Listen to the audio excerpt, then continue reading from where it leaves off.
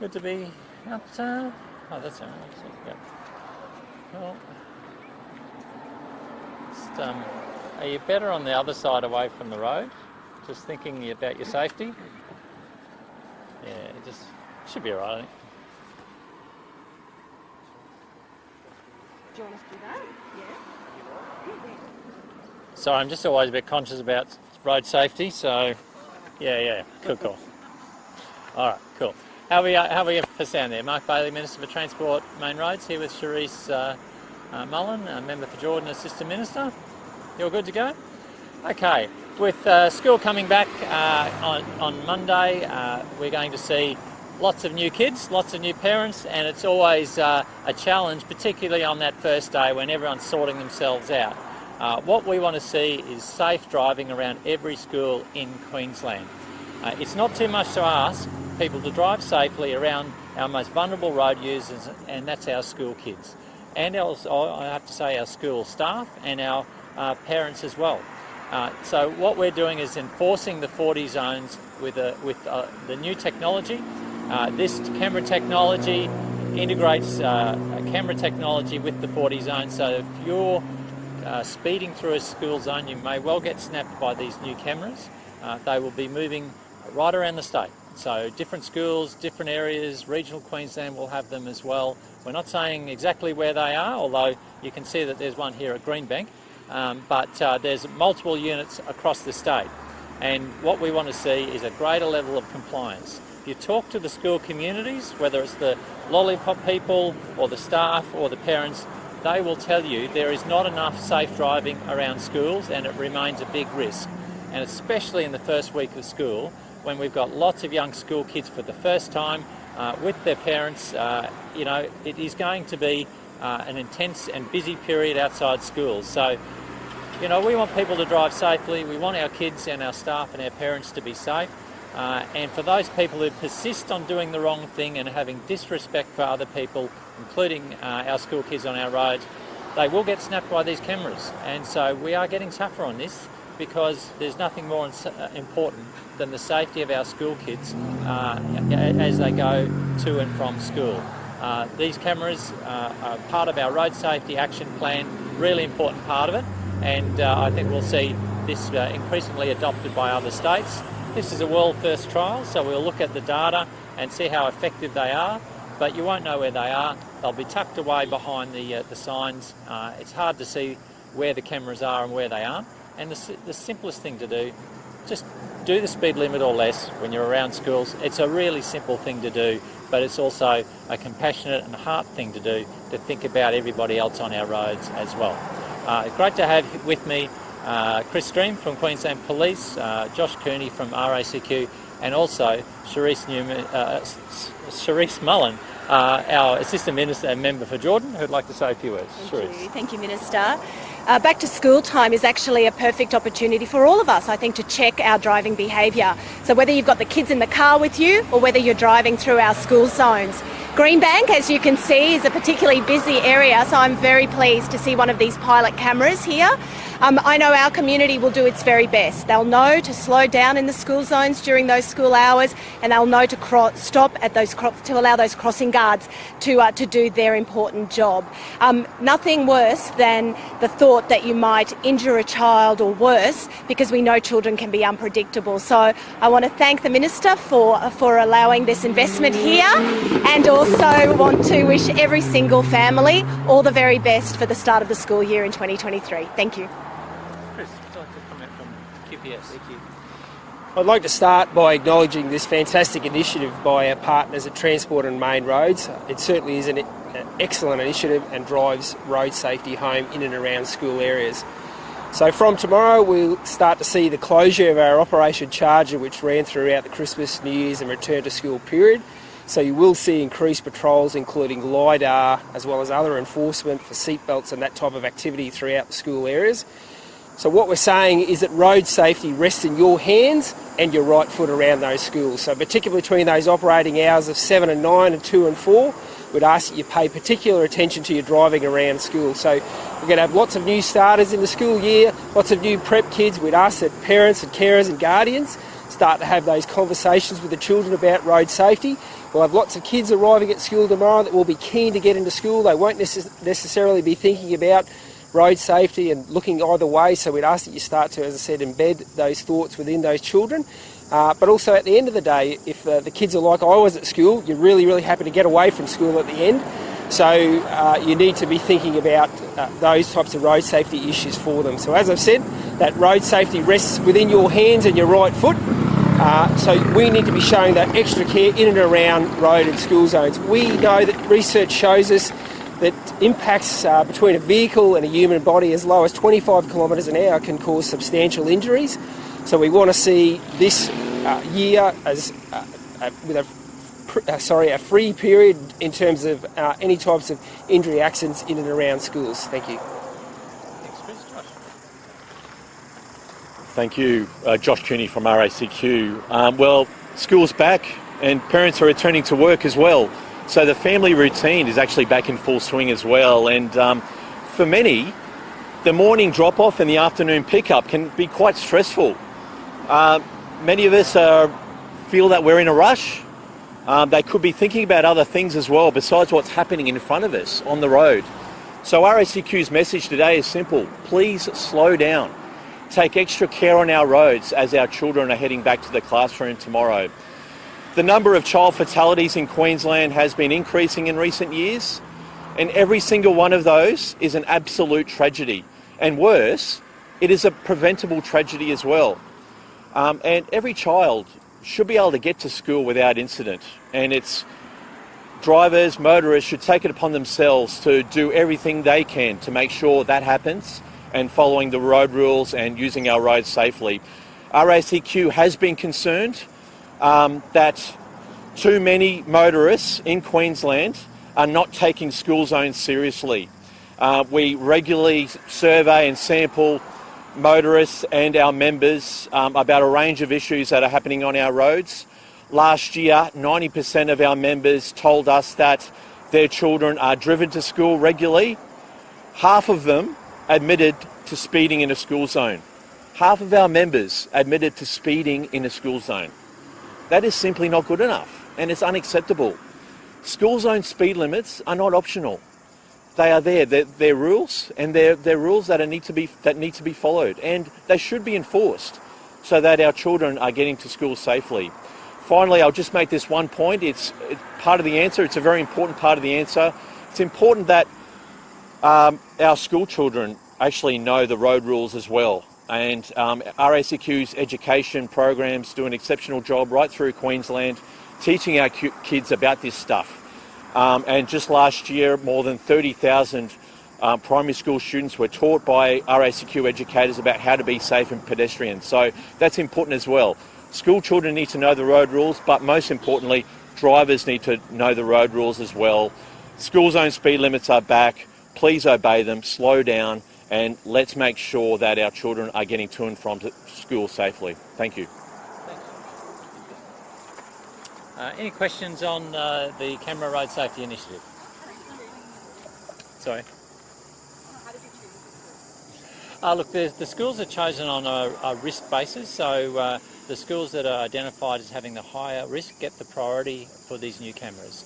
But we do move them around during the year, and so they can be anywhere, anytime. Simplest thing to do, drive safely through school zones, adhering to the speed limit. It's not too much to ask. Oh, look, we'll change them semi-regularly. I'll come back to you at a specific time frame, but we want these cameras to be effective. We know that they will become known. The locations will become known. People talk, people can spot them. There'll be social media chatter, no doubt. So we want these cameras to be effective and fresh as often as possible. Happy to come back to you on the specific detail, but they will move around regularly. Just as our mobile phone and seatbelt cameras move around regularly, these will also move around during the year. Yeah, they do pick up speed and also non-compliance around crossings. So this is another problem. We often have crossings outside schools with supervisors, and some drivers still don't stop for the crossing. Now that's a real worry. So these cameras will pick up some of the non-compliance at crossings as well. Absolutely, yeah. And, you know, really, it's, you know, it's hard to believe, but some people just insist on speeding past schools, not taking direction from our crossing supervisors, and it's just unacceptable. So a little louder. Look, usually the speed limit is 40 around our school zones, usually 7 till 9, sort of 2 till 4. There's a few exceptions, but generally that's the case. Look, that's up to the police how they set them in terms of what the way the threshold is in terms of where you're speeding. I think the police are always quite reasonable about what they do there to allow a little bit of error. I don't know what the threshold is. Maybe Chris would like to comment on that. But clearly, there is a speed limit. It's 40. You shouldn't be doing above 40 in a school zone. It's really that simple. And you've got primary school kids. It's not too much to ask. Will there be a grace period? These cameras are rolling out from tomorrow. So people need to know that if you're going to speed past a school from tomorrow, you may get snapped by these new cameras, and that the fine will be hefty and it'll be painful, and you'll deserve it. Look, these will be active during the school zone times that are announced on the sign. So outside of those periods, they won't be operational in terms of that 40 kilometre an hour speed limit. Good? Yeah, come on up, Chris. You all right? Sorry there. I can guarantee you that if you're doing 40 kilometres an hour, that you won't be issued an infringement.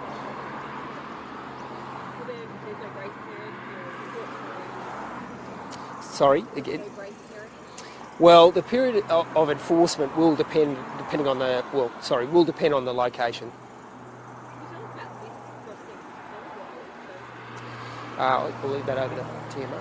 Peter, did you?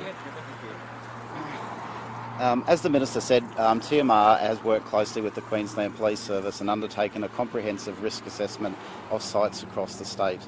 Things that we've looked at include vehicle movements at the location, student movements, and as you can see from this particular location, there's quite a degree of parking on the other side of a very busy road. So we've taken that into consideration, along of course with complaints made by members of the school community, school crossing supervisors, things like that come into our risk assessment methodology, hence that this site was selected. Probably more so the complaints from the crossing supervisors and the speeds that we've identified coming through this location during those school periods.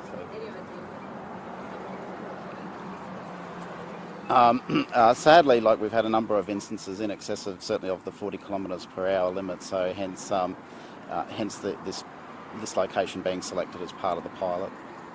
And these cameras that No, that's correct. Yep. Can you just say your name, just so that they've got your details? Yeah, sure. Thanks, Minister. Yep. Peter Klesnik from Transport and Main Roads. It's as easy as Smith. K-O-L-E-S-N-I-K. Thank you. Good. Thank you. Yeah, thank you. Any other questions on this one in particular?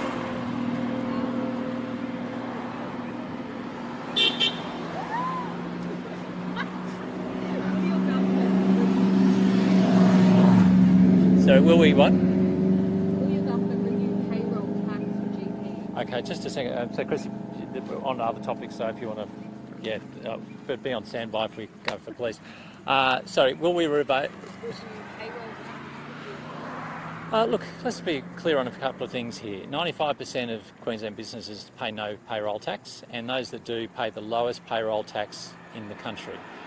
So it's important that those that do pay payroll tax, it's done equitably and fairly across businesses. I saw the News Corp beat up this morning about this, and the reality is the problem in the primary GP sector is very much related to nine years of neglect from the Morrison, Abbott and Turnbull governments. They have run down that sector, and is something that I know the New Albanese federal government is looking at in terms of what they can do to make sure that our primary care GP network is improved for better access, because people are finding it hard to get appointments at times, and so they are looking at this. But look, and for those businesses that do pay payroll tax above 1.3 million, it's at a 3.75% rate, a very low rate. So let's be clear, this is not having the impact as outlined this morning, and it is part of the usual state of affairs. What do you say to Queenslanders who will pay more? Queenslanders who? What do you say to Queenslanders who will pay more to see a doctor? Well, let's wait and see whether that's the case. We certainly do not. I know that the state government revenue people do not specifically target the health sector at all, whereas in other states I know that they do. So this is a payroll tax level that is the lowest in the country. And we need reform in the GP sector at a federal level after a decade of neglect.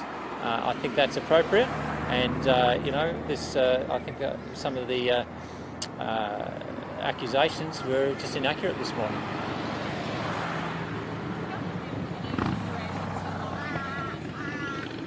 Yeah, look, I've commented on this a number of times. The work's been happening within the department, and as I've said previously, many times, when that work's complete, we'll make an announcement on it. But the current arrangements are exactly the same as were there under the Newman government, and it's been raised. We're happy to look at it, and when that work's complete, we'll certainly share that with the public. Anything else?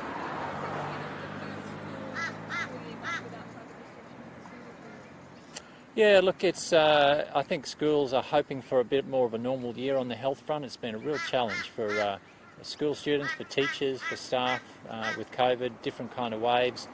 Fortunately, we're now through the fourth wave of COVID, and so the risk is relatively low. But of course, there'll be kids who might have health conditions who may want to wear and need to wear a mask. They should be respected in doing that. We've air conditioned every school in Queensland. So that means better air circulation, particularly during those hot summer months. And so I have confidence in our school's ability to manage the issue. And look, fingers crossed, we're all hoping this year's a bit more of the most normal year since 2019. Well, good.